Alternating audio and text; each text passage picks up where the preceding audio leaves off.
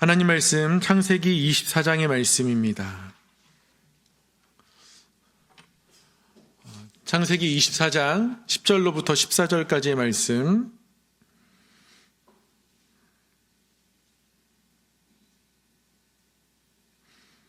창세기 24장 10절에서 14절까지의 말씀.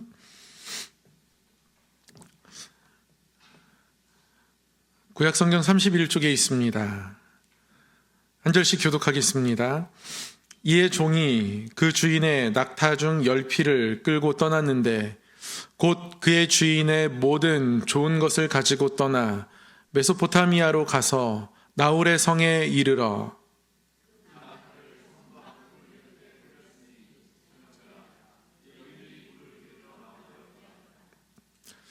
그가 이르되 우리 주인 아브라함의 하나님 여호와여 원하건대 오늘 나에게 순조롭게 만나게 하사 내 주인 아브라함에게 은혜를 베푸시옵소서.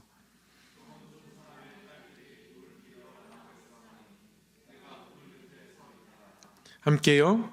한 소녀의 이르기를 청하건대 너는 물동이를 기울여 나로 마시게 하라 하리니 그의 대답이 마시라 내가 당신의 낙타에게도 마시게 하리라 하면 그는 주께서 주의 종 이삭을 위하여 정하신 자라 이로 말미암아 주께서 내 주인에게 은혜 베푸심을 내가 알겠나이다.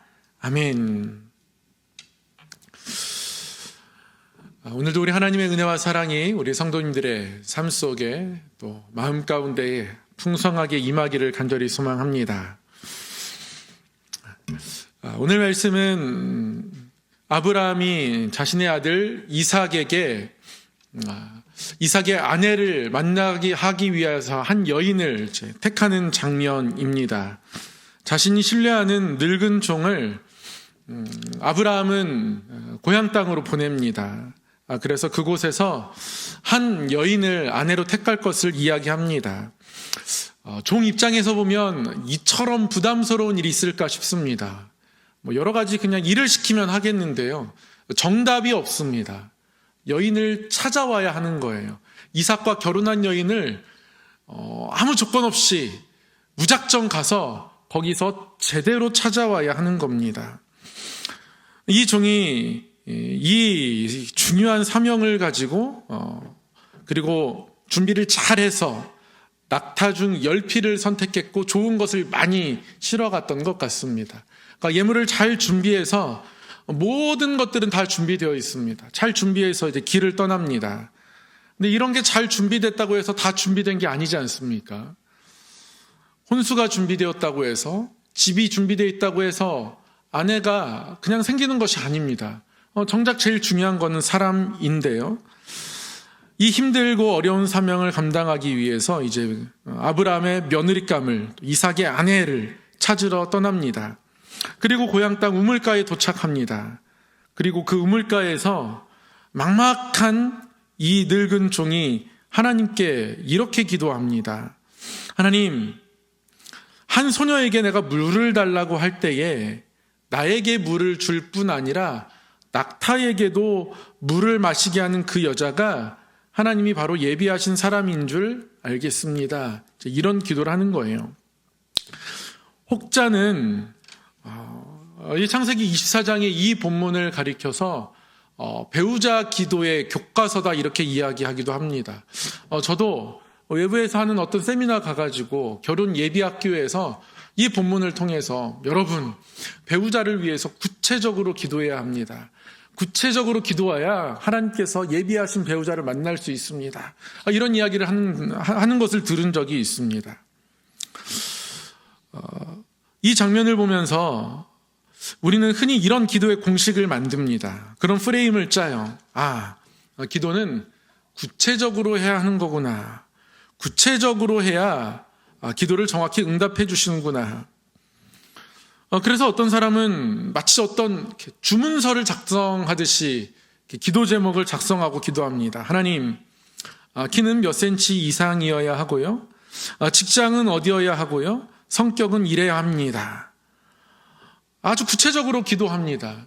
저는 이런 식으로 구체적으로 기도하는 게 대한민국이 일반화되어 있고 많은 교회들에서 이런 가르침이 행해지고 또 그 가르침을 이 땅의 많은 기독교 청년들이 그대로 받았다면 아직까지 결혼을 못했을지도 모릅니다. 구체적으로 기도하면 기도할수록 저는 그 응답의 범위 안에 들어가기 어려운 조건이라고 생각하거든요. 저는 결혼할 때 수입이 전혀 없었습니다. 대학을 마치고 신학대학원을 준비하는 입시생이었습니다. 요즘은 단연 조건의 1순위가 키입니다. 키. 저는 그 부분에 있어서 매우 취약합니다. 여러 가지 조건을 통해서 살펴보면 저는 결혼하기 매우 부족한 조건인 거예요. 그래서 구체적으로 기도하는 것이 진짜 하나님의 뜻을 찾는 것일까라는 물음표를 사실 저는 늘 가지고 있습니다. 저의 경우라서 그렇게 말씀드리는 것이 아니라요. 여러분 어떻게 생각하십니까? 오늘 본문 말씀이 가르쳐주는 것이 과연 구체적으로 기도하는 것이 응답받는 비결이다, 이런 것일까요? 여러분 구체적으로 기도해야 하나님이 응답하시겠습니까? 구체적으로 기도하라는 이야기들을 종종 서로 나누게 됩니다. 구체적으로 기도하는 것이 잘못됐다는 말씀이 아닙니다. 구체적으로 기도하는 것이 응답의 비결은 아니다라는 것을 말씀드리고자 함입니다. 정확히 말씀드리면 구체적으로 기도하는 것이 응답에 도움이 될 수도 있고 그렇지 않을 수도 있습니다.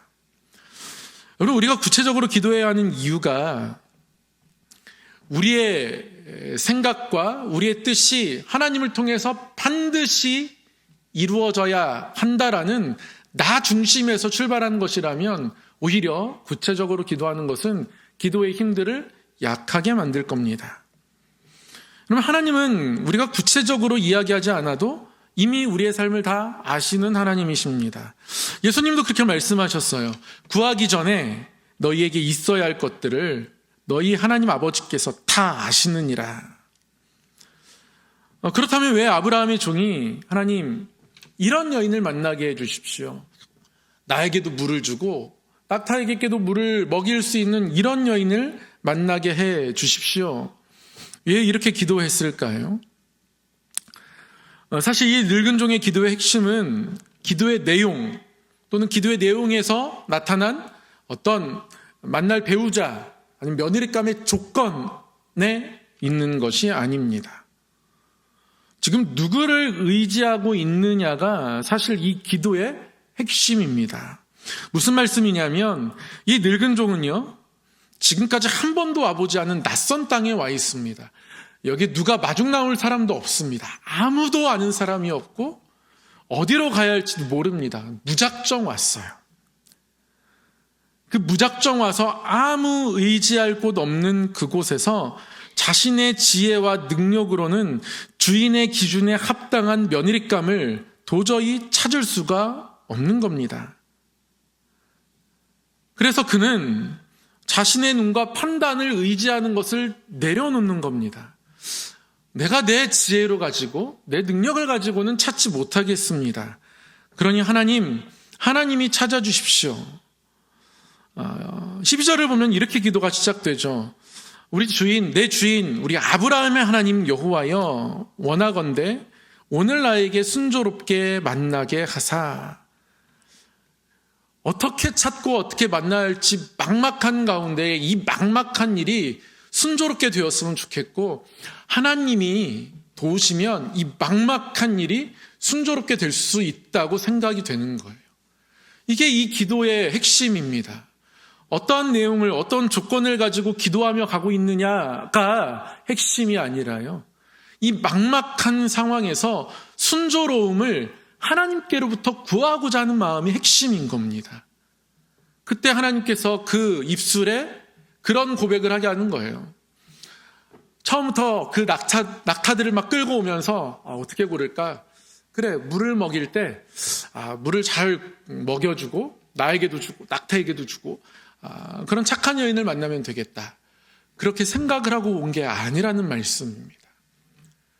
이 막막한 상황에서 순조로울 수 있겠다라는 기대를 하나님 의지에서 갖게 되면서 그가 기준을 찾게 되는 겁니다. 이게 오늘 기도의 내용의 핵심이라는 거예요. 순조롭게 만나게 해달라. 하나님이 분명히 인도하실 것이니까 하나님이 예비하신 것을 내 앞에 일어나게 해주십시오. 하나님을 의지함 가운데 나아가는 겁니다. 우리 성도 여러분, 우리가 하나님께 미주알고주알 시시콜콜하게 다 기도하는 진짜 이유가 무엇이겠습니까? 그렇게 기도해야 응답받기 때문이 아닙니다. 하나님께서 내 작은 신음까지도 들으시는 신뢰할 수 있는 나의 아버지여서 막막한 가운데서도 나에게 순조로움을 줄 수 있는 하나님이어서 그 하나님을 바라보면서 나의 모든 것들을 꺼내놓게 되면서 기도가 구체적이 되어가는 거예요. 구체적으로 기도를 하는 것이 아니라 구체적으로 기도하게 하시는 하나님 앞에 서는 것이 진짜 기도의 모습이라는 겁니다. 그렇게 구체적으로 기도하는 기도가 오늘 우리 가운데 있기를 원합니다. 내가 오늘 금요 기도에 가서 구체적으로 기도해야지. 뭘 기도할까? 구체적인 기도의 내용들을 잘 작성해 오면 응답이 빨라지지 않습니다. 그거 아닙니다.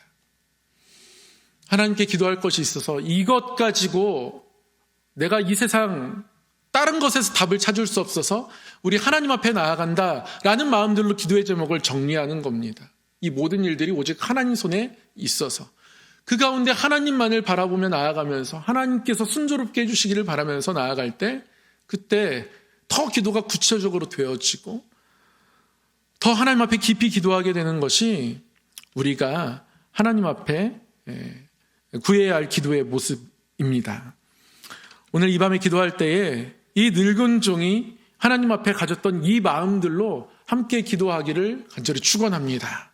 어떤 막막한 일이라 할지라도 하나님께서 순조롭게 하실 수 있기에 하나님 앞에 나아가는 것이 우리의 기도의 중심이 되기를 원합니다. 한 가지 더 이 종의 모습 가운데서 우리가 눈여겨볼 부분이 있습니다. 이 종에게는 간절함이 있습니다. 오히려 막막하면 막연해질 수가 있습니다. 여러분 그렇지 않습니까? 막막하면 굉장히 힘들고 어려운 일이 내가 어떻게 풀어가야지? 그래, 이렇게 하면 되겠다.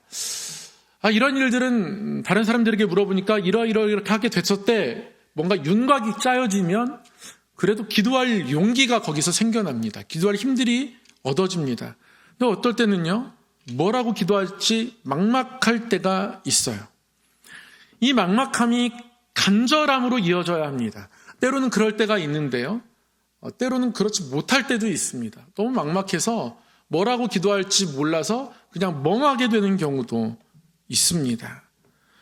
근데 이 늙은 종은요, 이 막막함 가운데서도 간절함을 갖습니다.